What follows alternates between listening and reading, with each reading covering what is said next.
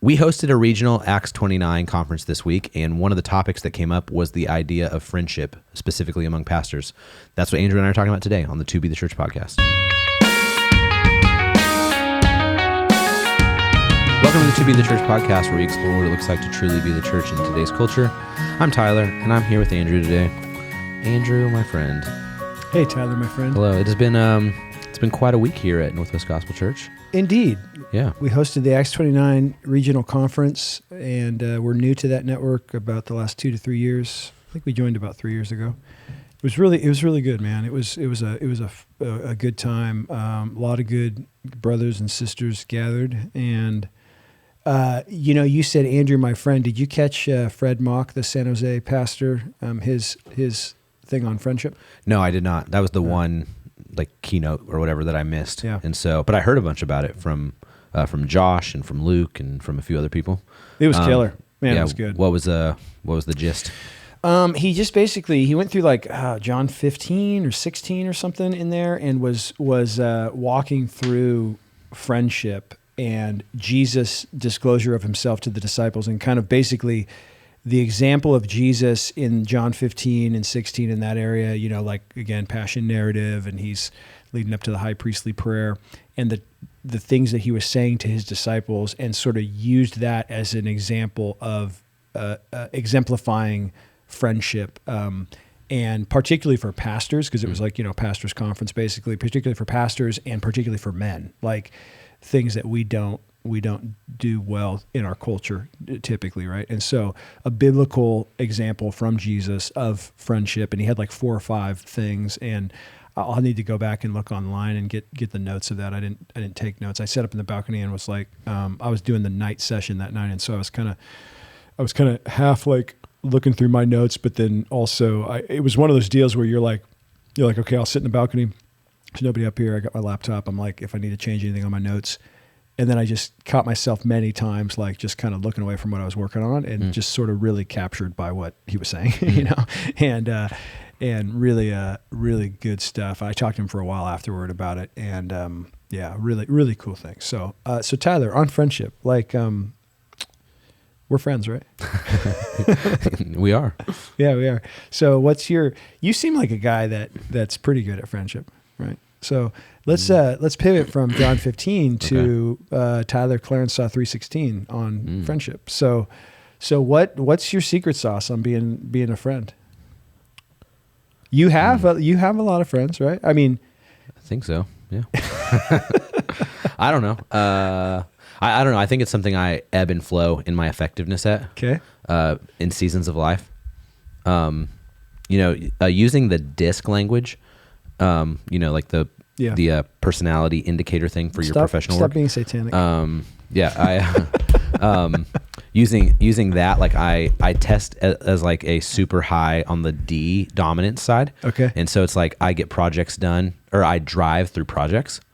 But I feel like I'm most effective in friendship when I'm playing the role of the I, which is driving through people. And so people-oriented is the I versus task-oriented right, is the D. Which is interesting. I think naturally I am that task-oriented thing, but it's I find that my friendships are more robust when I'm working on projects with people. Oh, if that makes sense. So there's and so you and I are friends because of the 11 years on working. Yeah, exactly. Working together. But mention one of my friends, and it's the closest time I've had with them is when I'm working on a project with them. Yeah. Or currently one of my newer hobbies, I guess, is pickleball. Obsessions. Yeah. I only play once a week. It's not that much of an obsession. But with the pickleball thing, it's there's a guy in my community group, we play together all the time. And it's that is has become the catalyst for developing friendship. And now that it's raining, we have to drive 25 minutes to play inside somewhere. And so we ride together and talk and, stuff like that. And so I think that it doesn't have to be work or church or even creative projects. Yeah. It's just we're just doing stuff together. Mm-hmm. And then, I think in other seasons, thinking through this fall, even, and some of the friendships I have developed outside of the NGC world have been my son's flag football team, the other parents, or kid sports, and which we're going to do kid sports together soon. You and I. Yes, our daughters are playing basketball Mainly together. to become better friends. But yeah, our friendship will blossom. But no, I find that to be the case. And like my wife is the person who doesn't need the project. Yeah. Like she's close with people just because they're her friends. Yeah. And like my relationships will ebb and flow based on what I'm working on. That's probably personality. I wonder if that's a man-woman thing too, a little bit. Maybe. Yeah. You know, interesting. The what's the loneliest season you've ever had? Friendship wise? Probably the first year Ramsey was here. Yeah. So 5 years ago, maybe, but he's been, it'll be 5 years next month. Yeah. 5 years next month. Okay. Yeah. And I mean, obviously the transition of him coming home and all that was involved with that, right? Yep. Probably was, and that taking so much emotional, mental, physical bandwidth, right? Probably. Yeah. I think that was a big piece of it. And also having a baby at the same time. Yeah. So it was like a 2-year-old who had never heard English and a baby, like within a few months of each other. That was really hard. But I look back at it and I see the way that my friends were there for me, but that I didn't notice it at the time. Yeah. You know what I mean? It was just like too, I don't know, like too underwater, like, you know, to like realize like, oh, it wasn't that I was lonely. It's like I felt lonely. Yeah. Actually wasn't. People were there, but.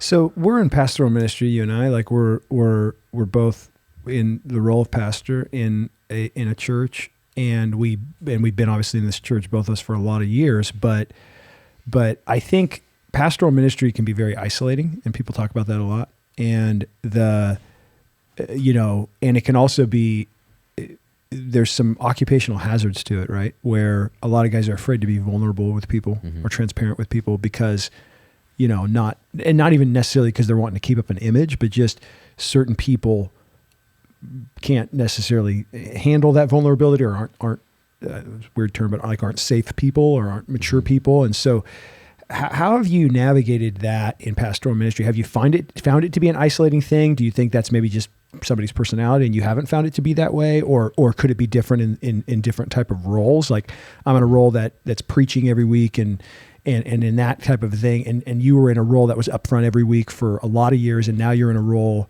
that's like not upfront every week, but more fostering the ministry of the church in the executive pastor role. And so what do you think about that? Have you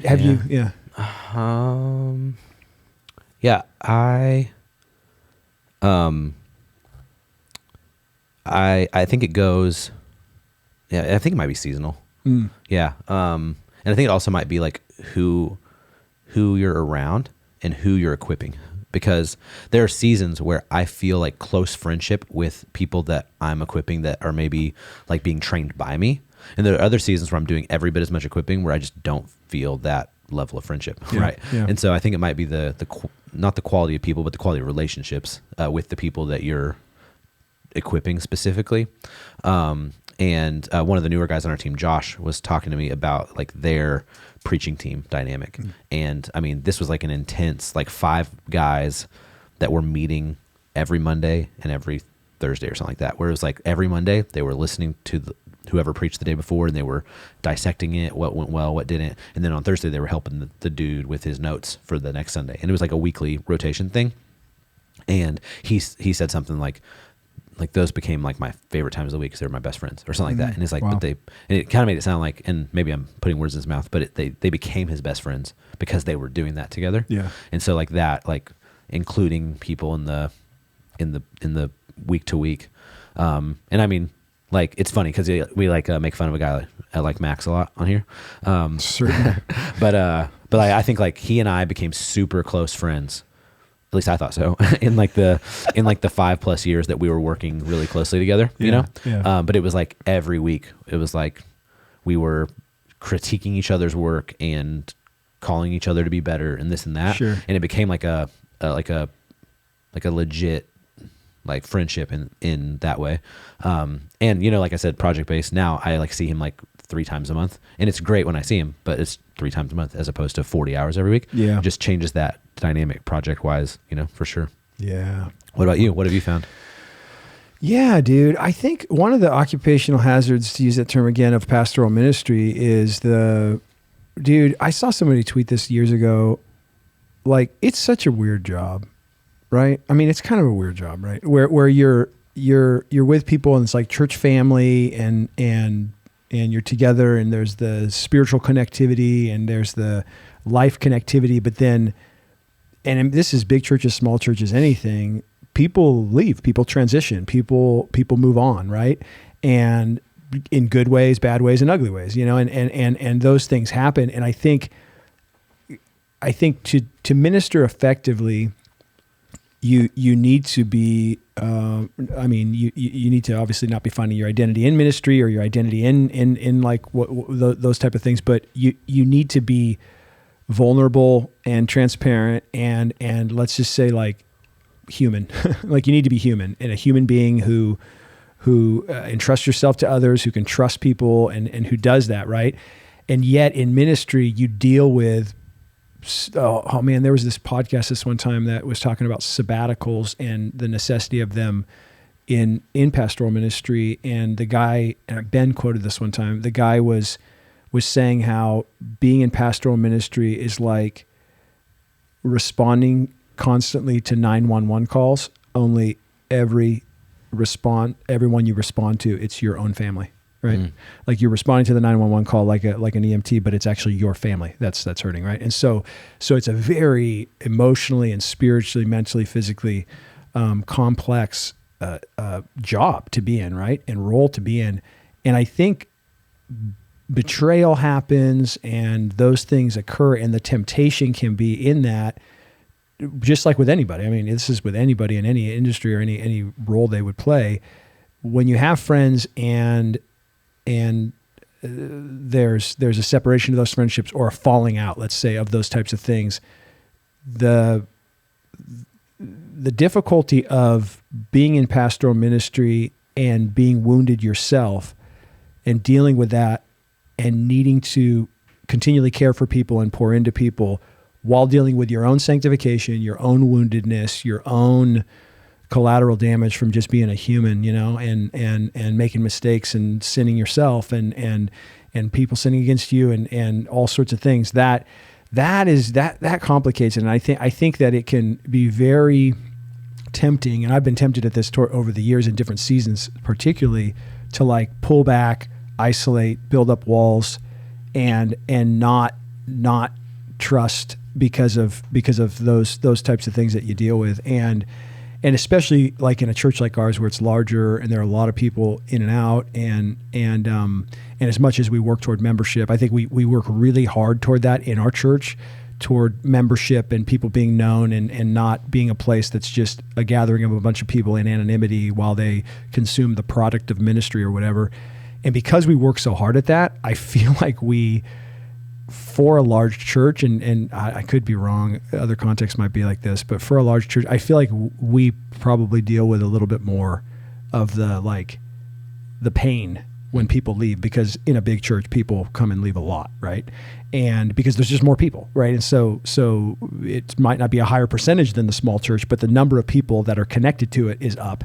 So the number of people who are moving away or who are doing those things, I feel like it's like a few a month that I hear are moving away or these different types of things, and for all sorts of different reasons. And so I think that revolving door that can be there of so many different people can be overwhelming, definitely, And so, but yeah, we have to continually entrust ourselves to others. And like you, I'm the hobby type bait. Like, I think of the last several years, our friendship, Tyler, and then also a few other guys that are close with us who, whether it's around golf or around, different things that like we kind of done stuff together, and those things have fostered some good friendship connections and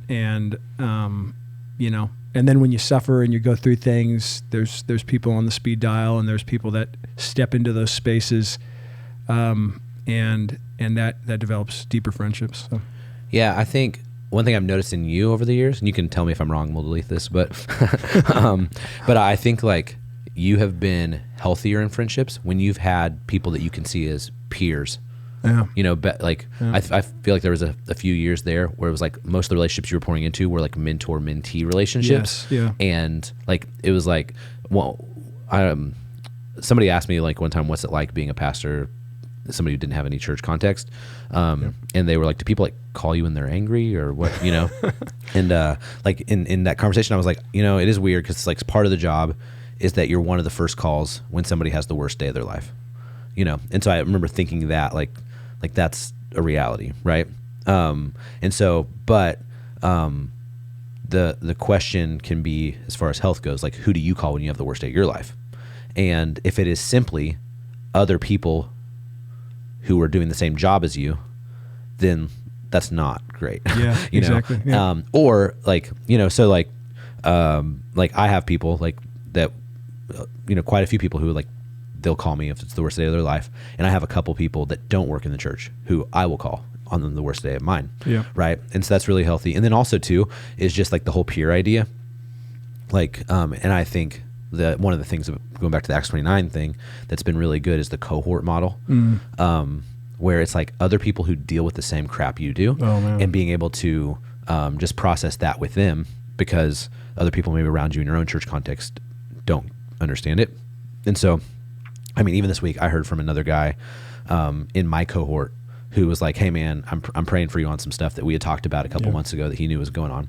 And so like things that maybe I couldn't talk about with a lot of the folks around here, but that's going on, you know, like it was that level of friendship. It's weird because it's not day to day. It's not like day in, day out, but it's super valuable. Man. And even as you were saying that kind of triggered that thought in my mind of some of my best friends are like Cody from, you know, who's in Woodland, California, Josh Lane, who's in Sacramento, like guys that don't even live here, but we're in dialogue, not daily, but weekly for sure. Like we're constantly, and it's just, and that happened through a cohort together at a seminary over like a 5 to 6 year period that we journeyed through a degree program there together.